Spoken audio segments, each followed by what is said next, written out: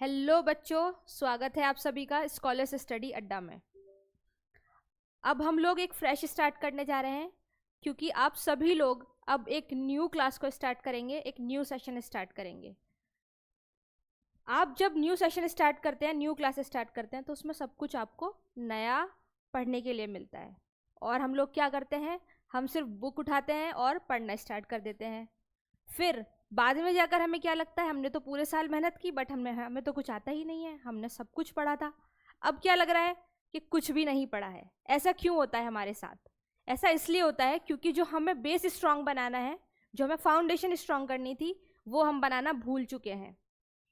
सिर्फ हमें इतना पता है कि हमें सिलेबस कंप्लीट करना है और हमें मार्क्स लेकर आना है, बट ऐसा नहीं होता है। अब आप लोग आगे जाएंगे, 9th में आएंगे, आगे 10th 11th में जाएंगे। कुछ लोग साइंस चूज़ करेंगे, कुछ लोग कॉमर्स चूज़ करेंगे, कुछ आर्ट्स चूज़ करेंगे।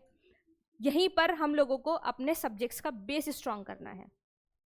चाहे आप साइंस चूज़ करें या कॉमर्स चूज़ करें या फिर आर्ट्स चूज़ करें, यही जो फाउंडेशन है आपको यहीं पर बनानी है। आपकी जो 9th क्लास स्टार्ट होने वाली है, ये आपका फाउंडेशन बनाएगी। हमें स्टार्टिंग कैसे करनी है क्लास 9th की? सिर्फ और सिर्फ बुक उठाकर पढ़ना स्टार्ट नहीं करना है। तो आप लोग क्या वेट कर रहे हैं? आप लोगों को पता है सिलेबस चेंज हुआ है, आप लोग वेट कर रहे हैं कब एनसीईआरटी आएगी और कब हम पढ़ना स्टार्ट करेंगे। नहीं, अभी आप लोगों को बुक उठाकर पढ़ना स्टार्ट नहीं करना है। उससे पहले आप लोगों को कुछ चीज़ें सीखनी है कि आप लोग अपना बेस कैसे स्ट्रॉन्ग करें, फाउंडेशन कैसे स्ट्रॉन्ग करें। तो आप लोगों के लिए यही गुड न्यूज़ है, हम आपके सिलेबस स्टार्ट करने से पहले कुछ फाउंडेशन बैच लेकर आ रहे हैं जो आपका फाउंडेशन स्ट्रॉन्ग करेगा। भले ही आप 9th में आए हो, 10th में आए हो या 11th में हो या फिर आप 12th में हो और आपका स्ट्रॉन्ग नहीं है बेस, तो आप अच्छा स्कोर नहीं कर पाएंगे। कुछ बच्चे जेई की तैयारी करेंगे, कुछ नीट की तैयारी करेंगे। तो यही है एक अच्छा मौका जहां आप अपने फाउंडेशन को स्ट्रॉन्ग कर सकते हैं। जुड़िए स्कॉलर स्टडी अड्डा से अपने फाउंडेशन को स्ट्रॉन्ग करने के लिए और बेसिक को स्ट्रॉन्ग करने के लिए। हम आपके लिए कुछ वीडियोस लेकर आएंगे जो आपकी मैथमेटिक्स और साइंस, केमिस्ट्री, फिजिक्स, बायोलॉजी को स्ट्रॉन्ग करेगा। हम आपको सिखाएंगे कि आपको पढ़ना कैसे है, एनसीईआरटी को कैसे पढ़ना है, बायोलॉजी को कैसे पढ़ना है, कैसे आप एनसीईआरटी पढ़ेंगे, कैसे आप डायग्राम्स को एनालाइज करेंगे, कैसे आप क्वेश्चंस को एनालाइज करेंगे, जिससे आपकी जो स्टडी है वो थोड़ी इजी हो सकेगी। आगे आपको जाके ऐसा नहीं लगेगा कि हम मेहनत तो कर रहे थे लेकिन हमें समझ में कुछ भी नहीं आया। हमने 9th क्लास पढ़ ली, अब हम 10th में आ चुके हैं, 9th का तो हमें कुछ आता ही नहीं है। वैसे ही आप जब 10th में आएंगे फिर आपको लगेगा इससे अच्छा तो हम 9th में मेहनत से पढ़ते, अच्छे से पढ़ते। तो आपके पास मौका है, अभी आप 9th में आए हैं और आप अपने आप को स्ट्रॉन्ग बनाकर चलिए, अपने बेस को स्ट्रॉन्ग बनाकर चलिए, कॉन्सेप्ट को स्ट्रॉन्ग बनाकर चलिए, ताकि आपको आने वाले 4 साल मुश्किल ना लगे, इजी लगे।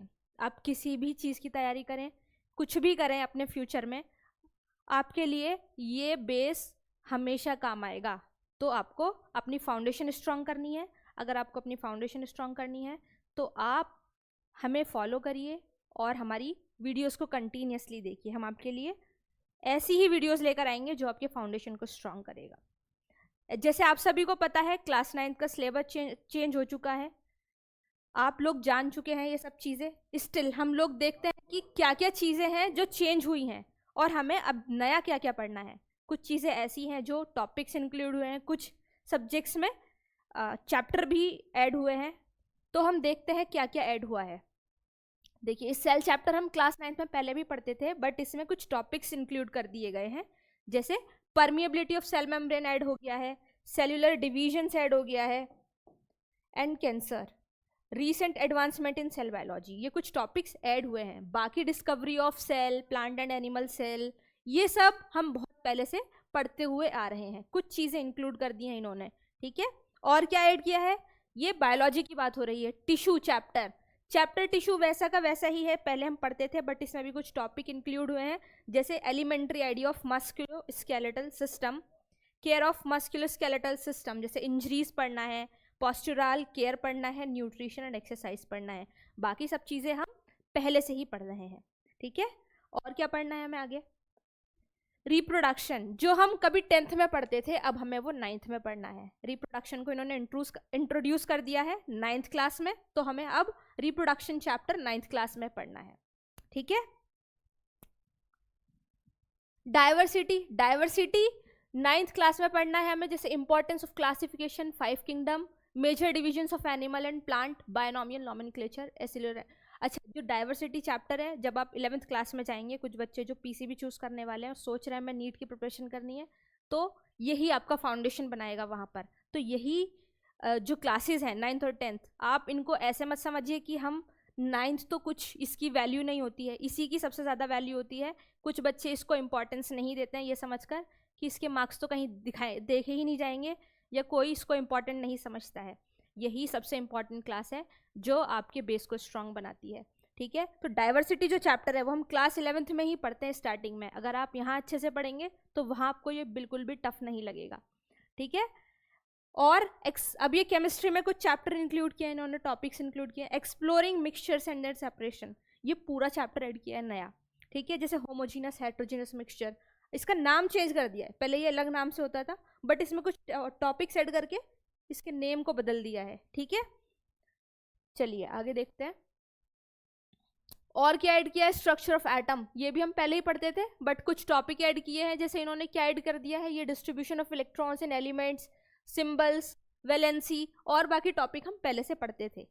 ठीक है। Atoms and molecules, atoms and molecules में हमें क्या क्या पढ़ना है।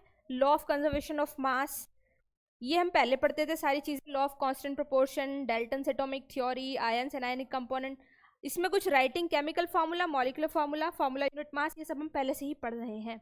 ठीक है। ये नया टॉपिक है बिल्कुल, earth as a system, energy, matter and life, बिल्कुल नया टॉपिक इंक्लूड किया गया है। ये सारी चीज़ें हम पढ़ेंगे। इसमें क्या क्या पढ़ेंगे हम, earth as interconnected system, nature of solar system, solar energy. ठीक है। Biology, biochemical cycles, human impact on earth system, ये सारे टॉपिक्स हमें इसमें पढ़ने। मोशन, मोशन हम हमेशा पढ़ते हैं 9th क्लास में, आपको भी पता है। Newton's laws of motion, motion, ये सब चैप्टर पुराने ही हैं। फिजिक्स में क्या ऐड हुआ है, फिजिक्स में लॉज ऑफ मोशन पहले से पढ़ते हैं हम। फिजिक्स में कुछ टॉपिक्स ऐड किए गए हैं, जैसे वर्क एनर्जी को work energy and simple machines के नाम से इन्होंने इंट्रोड्यूस किया है, और यहाँ कुछ टॉपिक इंट्रोड्यूस किया है जैसे simple machines and their mechanical advantage. ठीक है। तो ये जो टॉपिक्स हैं ये सब आप 11th में दोबारा से पढ़ेंगे, तो जितने अच्छे स्ट्रॉन्ग कॉन्सेप्ट को आप अपना कर सकते हैं यहाँ पर करके चलिएगा, सब आगे काम आने वाला है। ठीक है। साउंड, साउंड चैप्टर हम पहले ही पढ़ते थे, इसमें कुछ ऐड नहीं हुआ है, सारे टॉपिक्स वही हैं। तो बच्चों ये था आपका एक नया सिलेबस। अभी हम लोगों को पता है मार्केट में बुक नहीं आई है, जब तक बुक नहीं आएंगी कुछ क्लियर नहीं होगा। तो जब बुक आ जाएंगी मार्केट में तभी हम सब क्लैरिफाई कर पाएंगे और चीज़ों को अच्छी तरीके से और समझा पाएंगे आपको। तब तक यही सिलेबस है, यही मान के चलिए आपको ये सब पढ़ना है। और फाउंडेशन बैच मत भूलिएगा, अगर आपको अपना स्ट्रॉन्ग सीरियसली, अगर आप सीरियस हैं पढ़ाई के लिए, ठीक है, तो फाउंडेशन अपना स्ट्रॉन्ग करके चलिए। यही फाउंडेशन बैच को ज्वाइन करिए, फॉलो करिए स्कॉलर स्टडी अड्डा को। Thank you so much.